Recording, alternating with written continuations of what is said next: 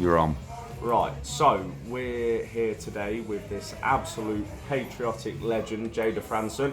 So today we're going to have a discussion about her future plans, what she's been through over the past year, and her opinions on all things Europe and Britain.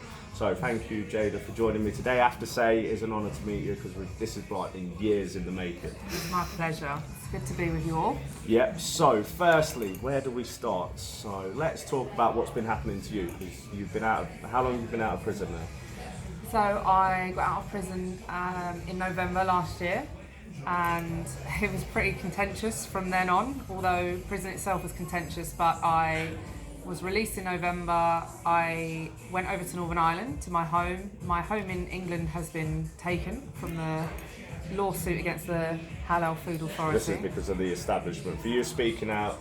Yep, absolutely. So I went to Northern Ireland. I was told I wasn't allowed to live in my own home, and since then, just the general persecution, prosecution, harassment from the state. You're familiar with that? I'm familiar with that. I was forced out of my home as well. So what are the differences between Northern Ireland and the mainland in England that you would say? Gosh, so right, here's the thing. I would say that Northern Ireland is like the last stronghold of Britain. And here's why I think that's the case, because the mainland, although we had the two world wars and we won them, we fought hard, and all of our heroes need to be remembered forevermore, there's been a long period where we haven't really suffered. We haven't experienced oppression or suffering. You go to Northern Ireland, and of course they have. We had the Troubles over there, and there was real, real suffering and loss. And so I think for that reason, they cling on to the British culture and they promote it like ferociously. So I really love living over there. I'm really enjoying it. I just had my first 12th. I've been banned from Northern Ireland. Yeah, all the marches, the parades, it's absolutely brilliant. And well, hopefully next year you can join me. Of course, definitely. So the differences obviously between Northern Ireland and obviously the British mainland are from what I can gather is the Northern Ireland peoples, the Northern Irish people still have a sense of their identity, which is, in my opinion, which would be Western Christian values. What would your message be to people in the United Kingdom that say that firstly we're not a Christian country, and secondly we should live in a secular society? Well, that's just not true. I mean, it's not correct. We can say, people say a lot of things. People these days, anything goes. So anyone or anything can identify as whatever they like. Like, that's the new culture, right? So, John can be born a man, he can identify as a woman, or, tomorrow he might identify as a zebra, and if you say he's not a zebra, it's a hate crime. So you can say the same about Britain. You can say it's not a Christian country because, it's multicultural. So we have people from all different nations, from different backgrounds, but here's the thing, that's fine, that's all well and good, because we have many cultures in Britain that assimilate, and they bring themselves into the British culture and they absolutely embrace it. And then you have cultures that can't assimilate because, by virtue of their own cultural background and ideology, they just can't. It's not possible, it's a contradiction. But Britain is a Christian country, and it always will be. It was founded on Christian values. You just have to look at our flags. What do the flags have upon them? They have Christian crosses. And so, I think this is, for me, the main problem with Britain, and it starts, the establishment is largely responsible for this, but it's the erosion of Christianity and tradition and values. That is why we are where we are today. So what would let me just think about it. So obviously when we talk about Christianity and Christian values, we have the left that will constantly repeat this narrative to us that Islam is a religion of peace, Christianity and Islam are the same, and that we should all share this common belief of shared values. How do we educate people on the basis that Christianity and Islam are completely separate ideologies? One advocates for peace and one advocates for violence against anybody that doesn't believe into that narrative. So how do we educate, I'd say, atheist leftists that kind of lump Christianity and Islam into one group, basically? Yeah, well, this is the $1 million question. I think really you have to look at this as an agenda. So you'll see that the left will label Islam, Judaism, Christianity all as Abrahamic religions, right? Yeah. But they're not. Islam is not an Abrahamic religion. So you have to look at Islam. Look at the scriptures of let's take the two examples you gave. So Christianity and Islam. Yep. So here's the thing, right? You and I have both been labelled as Christian extremists. Proud of it, by the way. We're proud to be Absolutely. Christian extremists. Absolutely. Like, I'll wear that hat all day long, because here's the crux of it. If you follow the Bible, the Christian scriptures, the gospel by the letter, then you have to be good to one another. That's what God commands of us. That's what Jesus commands of us. In the Beatitudes, that's what we were taught. And so if you follow Christianity, you have to be good to one another. That doesn't mean that we're a pushover, because by no means was Christ a pushover. But that's the basis of Christianity. If you follow Islam, the key principle of Islam is jihad. Yeah. Right? That's just a fact.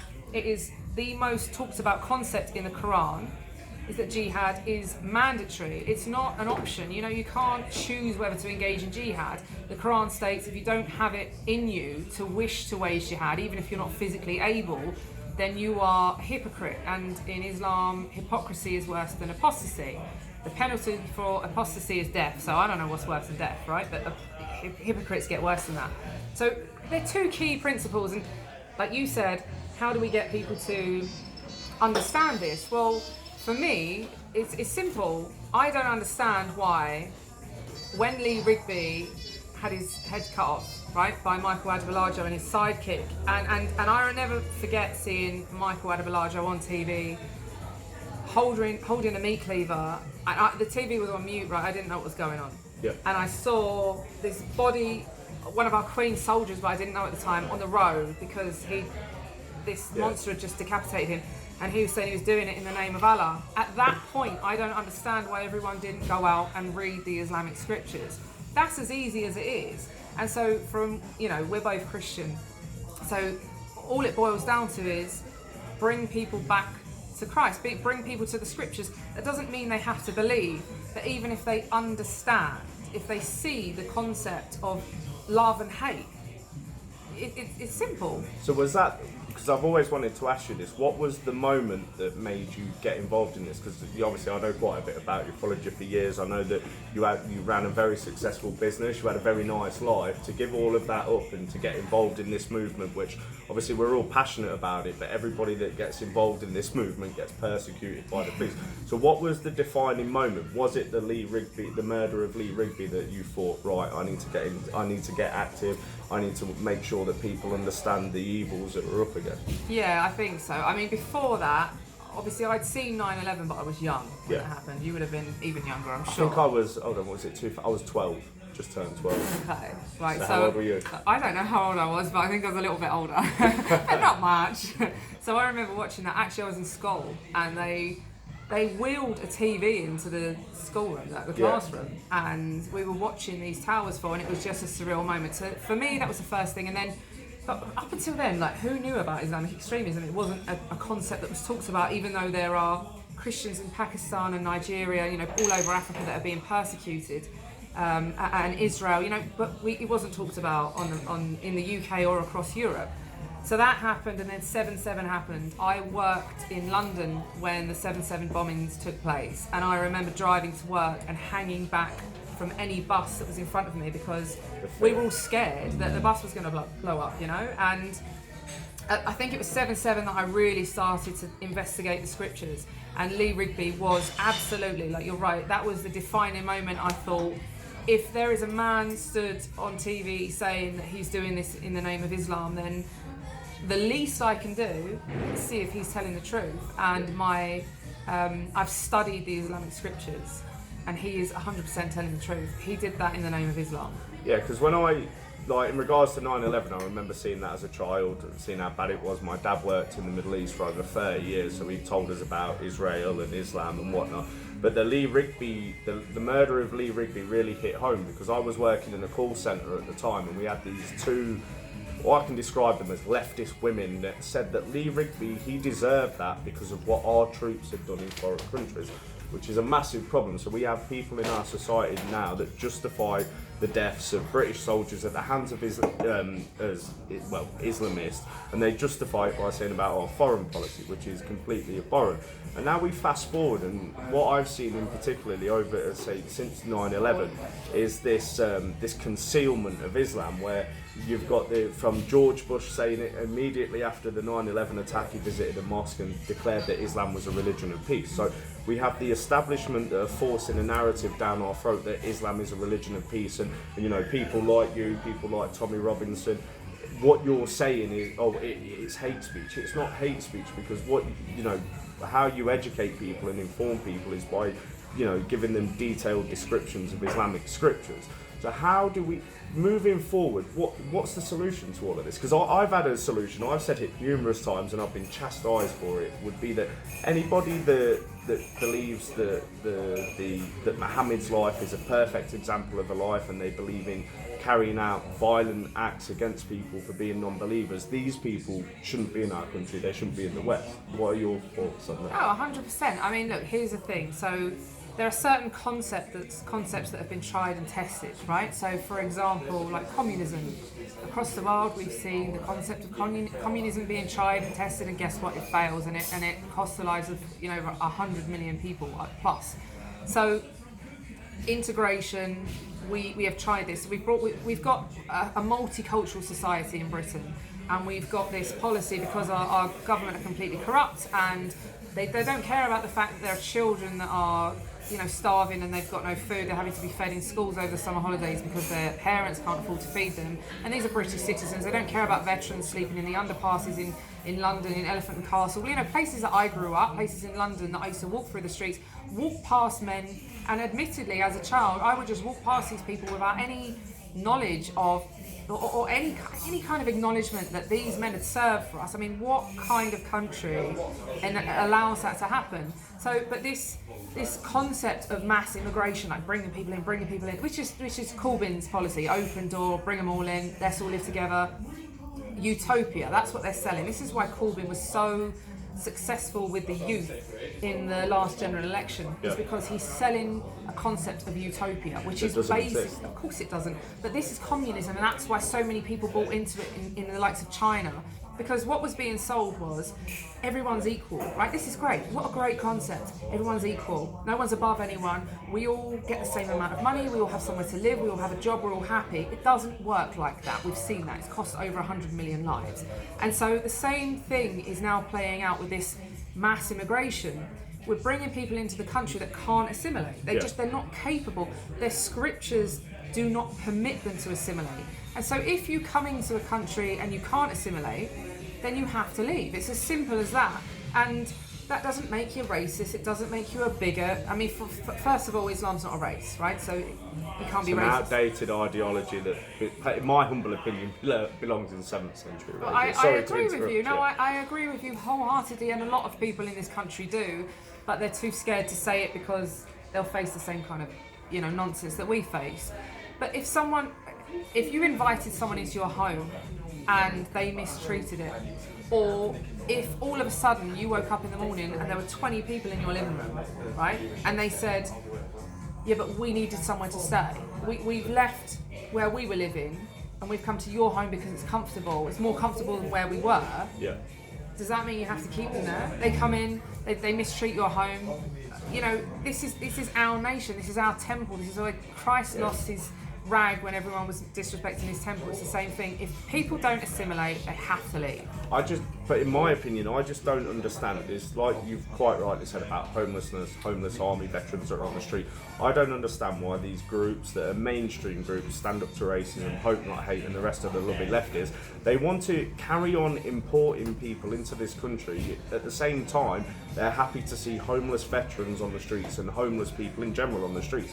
Surely the solution would be to look after our own before we open the floodgates and bring in people who quite frankly don't deserve to be here. Because if we look back at our history, and we've got a tremendous history, we're the greatest country in the world bar the United States of America, and we didn't get to that standing by rolling over and giving into the enemies, the barbarians, as we say. And I like to, if I look at things, I always look at it as a historical context. So I look back at the formation of Islam, and we saw how that Christianity was decimated in the Middle East, and we saw that North Africa was Christian and it was completely decimated and turned into Islamic land.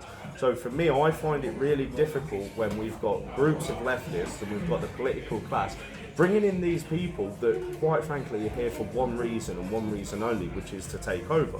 And everywhere that we find the belief system that is Islam, we find there are white girls, Sikh girls, basically any non-believers are targeted sexually. We see a violent culture that has been brought into the country where they're not tolerant of us, but we have to be tolerant of their beliefs, and it's truly disturbing. So I think moving forward, like you said, I know you're a staunch Christian, and that's one of the things that has drawn me to you over the years, because you've done some brilliant things over the years. You've given it to them outside kebab houses. You've turned up at Anjan Chowdhury's house. Speaker's Corner. You've steamed through Berry Park with your cross, and you've done that. And I think that's why so many people admire you, and that's why I think, if there's people that that watch the stuff that we put out online and they're scared about coming out, then just look at this woman. Look at what this woman's done, and look at the persecution, and look at everything that she's been through since then. So that, which is bringing me on to my next question: what has been the most difficult part of all of this? Because you've gone through hell, and the thing is, a lot of people don't realise what you've gone through because you've not been as active, but you've had that many conditions on you. Yeah. And you've got an army of people out there that support you and that want to stand by you, me included. We're with you all the way. So what was the most difficult thing that you've been through throughout all of your activism? Gosh, well, do you know, I think people would expect me to say that the most difficult time was jail, but I'm going to be honest. I spoke to you on the phone. You were laughing at me. It wasn't, right? So I came out of prison, and some lefty, I think it was an SDLP candidate or something, took a photo of me in Belfast at an airport, and I had all these people saying, "Oh my gosh, she's lost loads of weight." Obviously, I've not lost any more; it's back on. But she's lost loads of weight. She looks like she's really, suffering. Here's the long and short. I'm not going to come out. I know we've seen the interviews, right? I saw Tommy Robinson when he came out of jail, and he was in bits. He had a really tough time. I have to say, I'm not going to lie. I cannot lie. I won't do it for the sake of political gain or anything else or favour. I didn't have a tough time in jail. Yes, I had a hit put out on me, and there were moments when I thought I could lose my life. But largely, I actually found the experience quite liberating, and that's going to sound quite strange.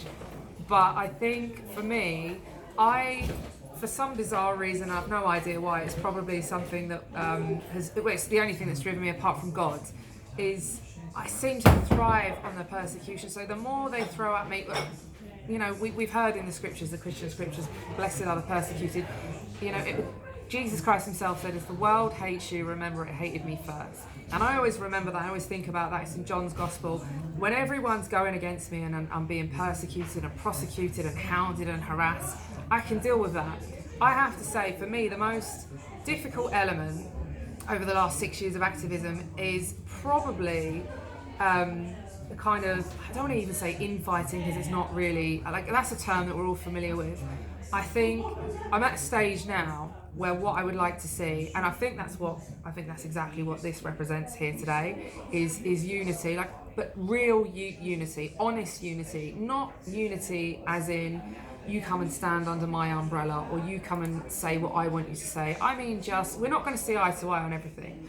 We've both been labelled as Christian extremists, but I'm pretty sure we differ on certain things. Yeah. Absolutely, we're going to have disagreements, right? But we've got common ground. Absolutely. And so this is the thing, it's the same, I've found this along the line over the 6 years with most of the people I've met. I don't think I've ever met a handful of people have agreed with everything I've said.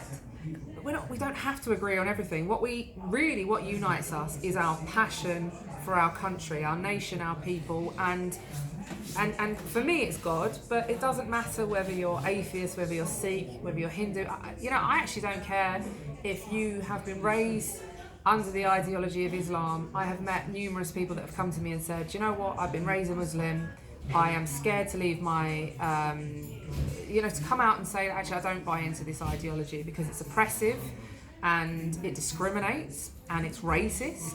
And yes, the scriptures permit the taking of children for sexual favours, because that's in the scriptures.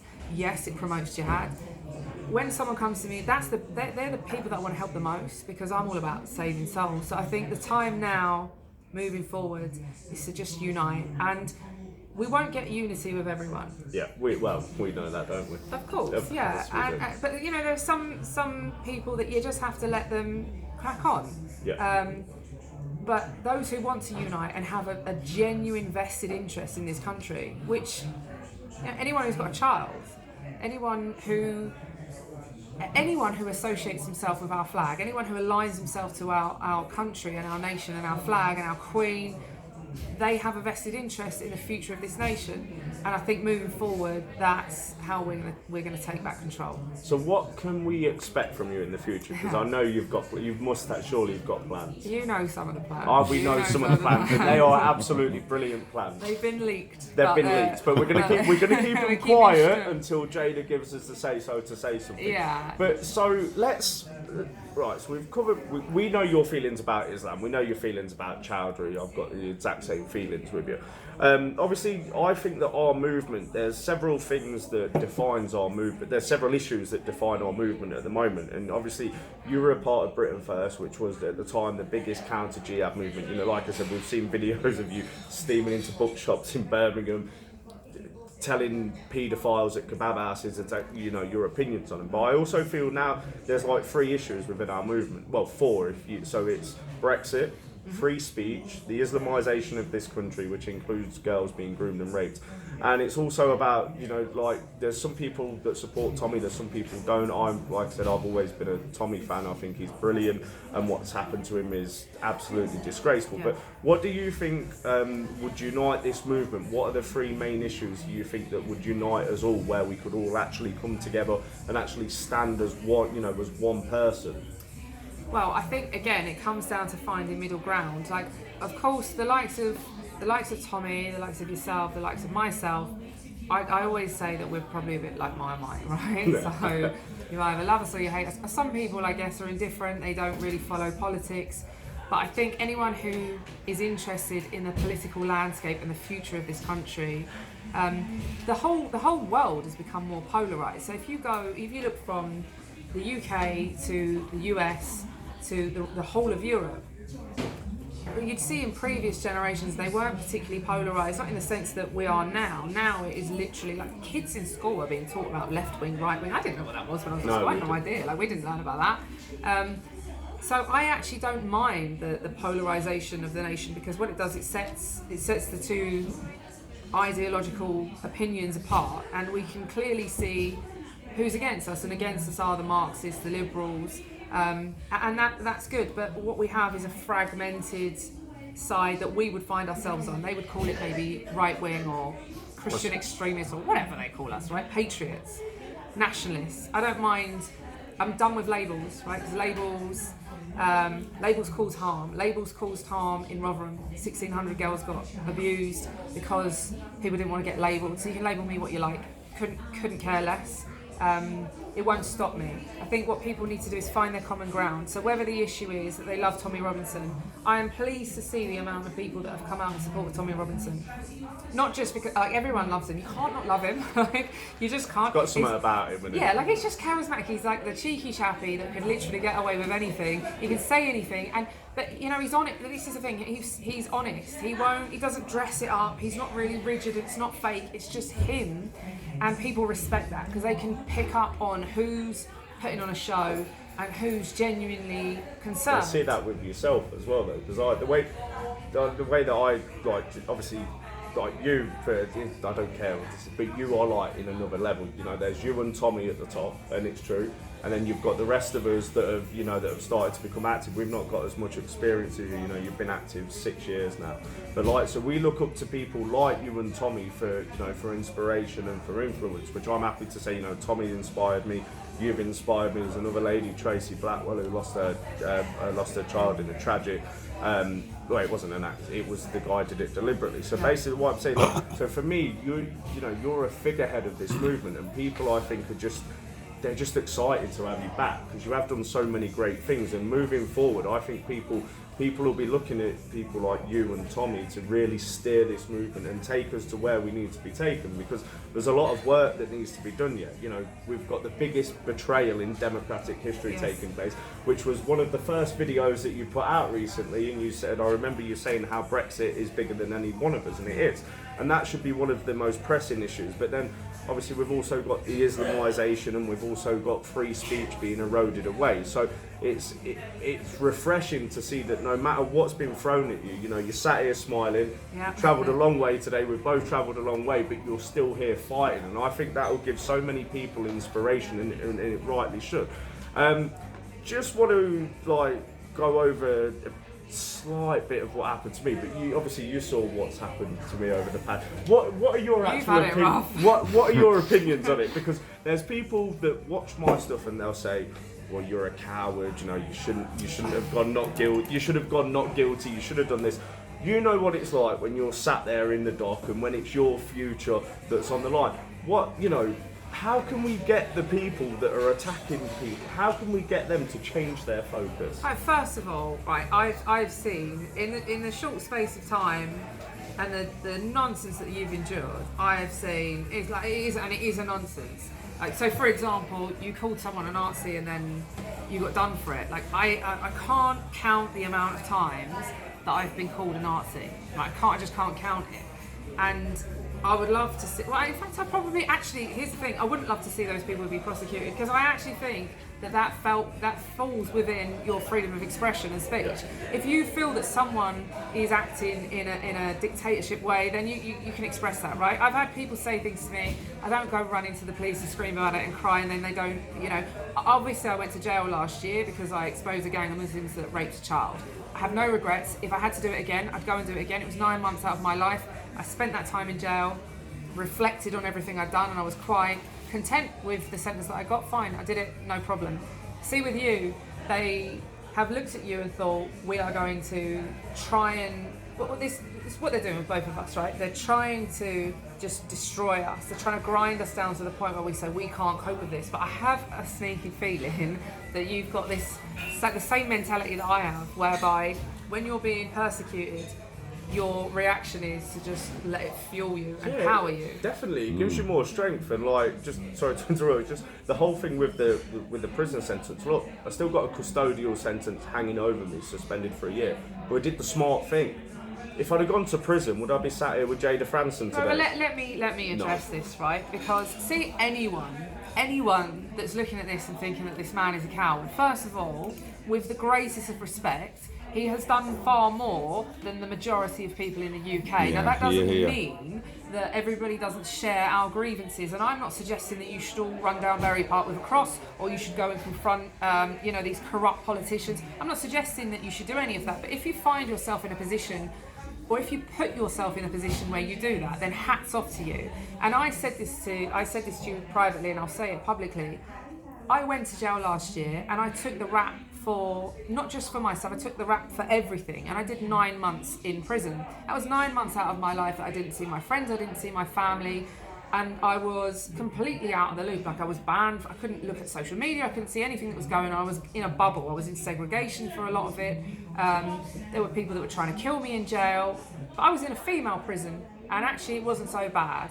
The likes of James, the likes of Tommy, they are massive targets, and so for me, there's no cowardice about it, right? It's tactical. The state are coming at you, and what they want to do is they want to incarcerate you, and ultimately, James, they would like to see you incarcerated and killed. It will happen. They will send me to prison eventually. Well, it's just preventing it for the time being, which was the main thing. Exactly, but it's a sensible thing to do, right? And so anyone that calls you a coward, just the way to deal with people like that is to just keep going. Don't acknowledge them. Don't even. And anyone that does think that James is a coward, you have to sit beside someone that did go to jail. I don't have any problems. I wouldn't change a thing. I would go back and do it again.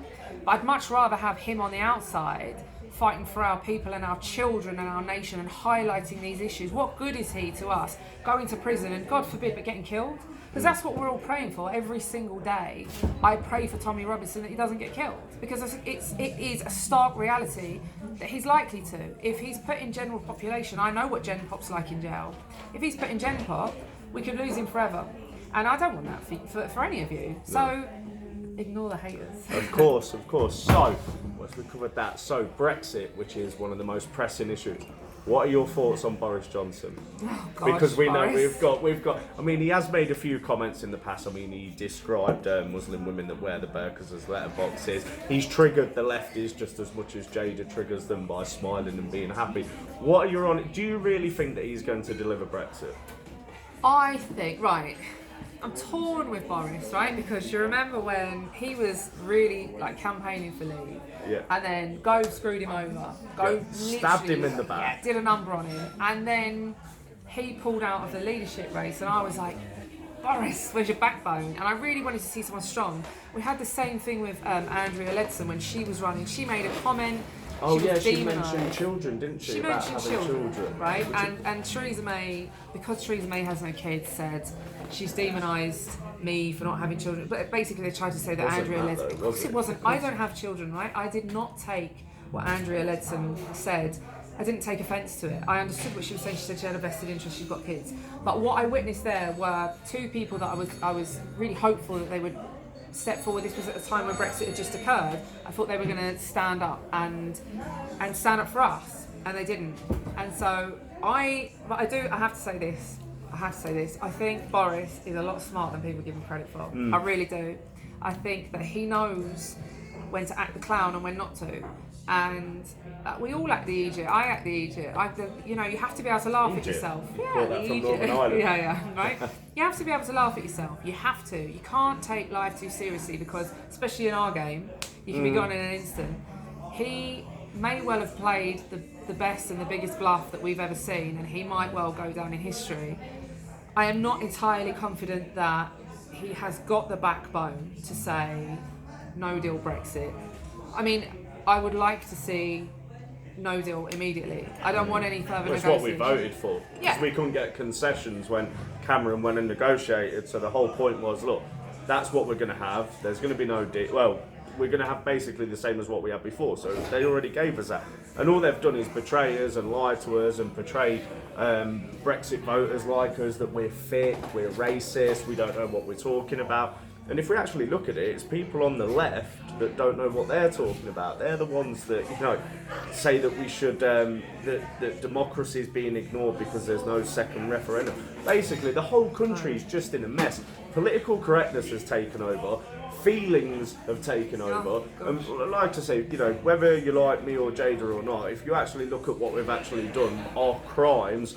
I described a Lithuanian police constable as being not British, and that was classed as racial, even though we're both white Caucasian men. You've offended the feelings of millions of Muslims worldwide, and that's such a crime now. It's absolutely ridiculous, isn't it? Of course it is. So, we've covered quite a lot. What are your thoughts on the mainstream media? Because I've suffered at the hands of the mainstream media. I know you have.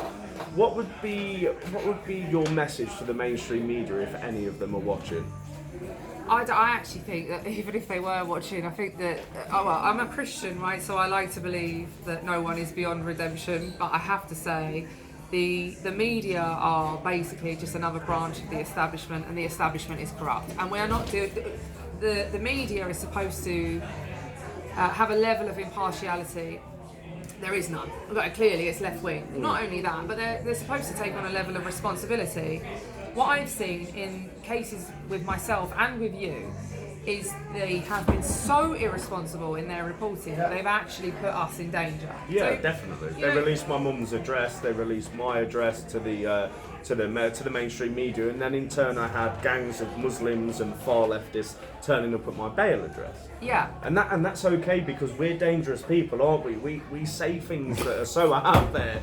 And recently Facebook actually issued a fatwa against all dangerous people. Paul Joseph Watson, Jayda, Tommy Robinson, myself, Danny Tomo, anybody that has a platform, they're inciting violence against, and that's okay because we have the wrong opinions. It's just, what do we do? Well, here's the thing. So people are kind of wising up. Well, people have largely. I think if you pull anyone, unless they're an ostrich and they've had their head in the sand for years and years and years, people know that there's a problem.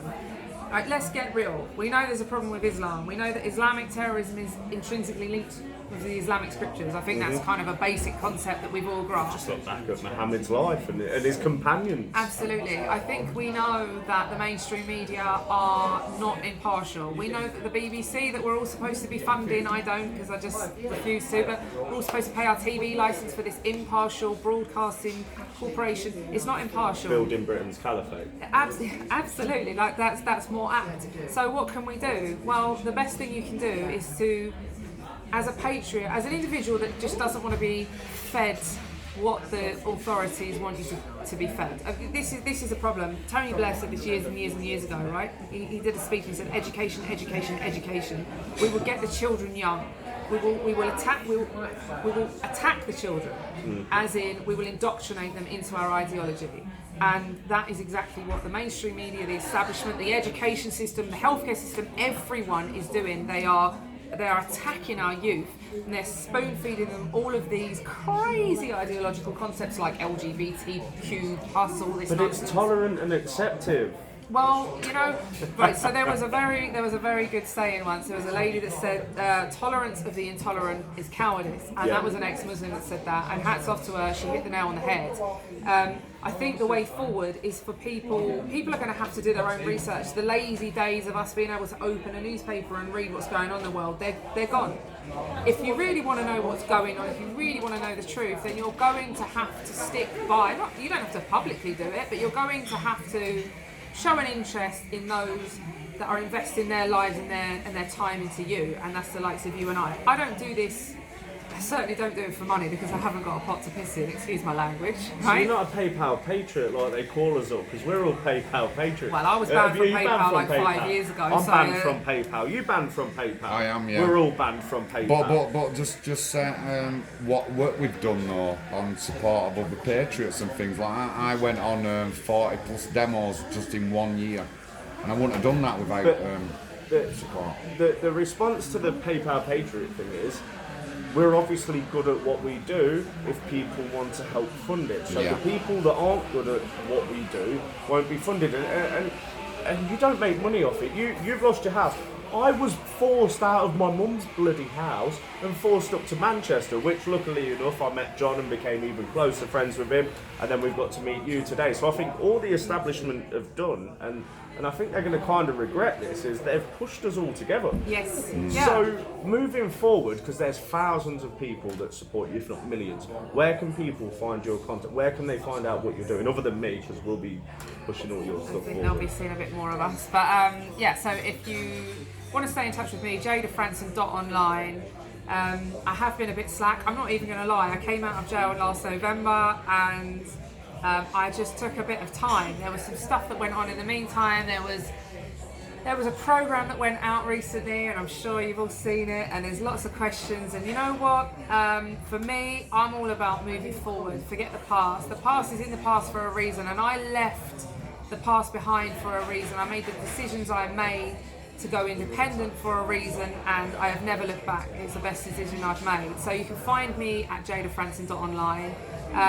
You're going to sort your Telegram out though, aren't you? Right, so you're going to just stop We showing need me you- up here. Come on, right? We need you to get your All right. Telegram sorted.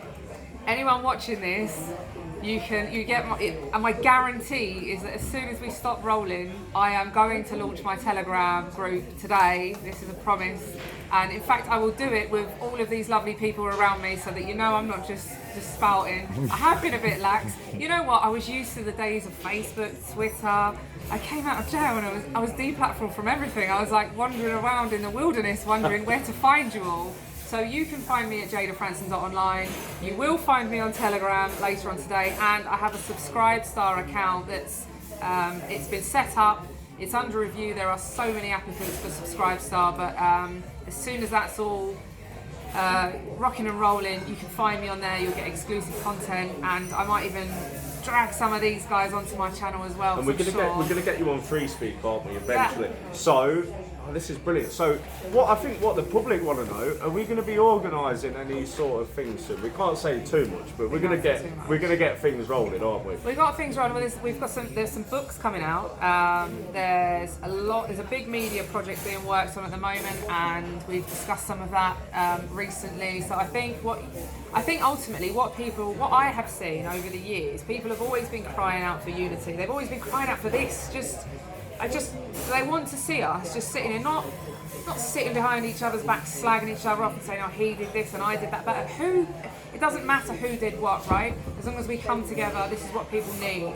Because if we come together and more people join, ultimately the establishment can't fight us all. Mm-hmm. So moving forward, there's a big media project coming, and I think there might be some demonstrations coming There's up. going What to do you be some reckon? demonstration. I think we need There to might be. organise something. We'll let you all know when it is. But what I think everyone needs to remember is 2 words: Christian nationalism.